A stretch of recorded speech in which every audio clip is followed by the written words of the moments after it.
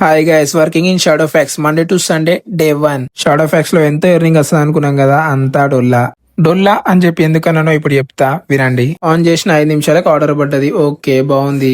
Location దగ్గరకు పోయి order తీసుకొని ఆర్డర్ డెలివరీ చేసిన దానికి మనకు వచ్చిన ఎర్నింగ్స్ ఇంత.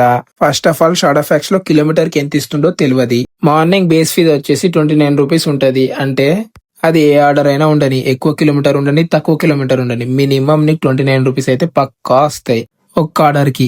ఈవినింగ్ వచ్చేసి ఓ 10 రూపాయలు ఎక్కువ ఉంటది. 7 నుంచి పడితే 10 గంటల దాకా 39 రూపీస్ ఉంటది. ఇక్కడ టిస్ట్ ఏంటంటే వాడు ఎన్ని ఆర్డర్లు వేస్తే అన్ని ఆర్డర్లు మనం కొట్టినాం. కొన్నిటి దగ్గర టైం వేస్ట్ చేసిండు, వెయ్యలేడు, లేట్ అయింది.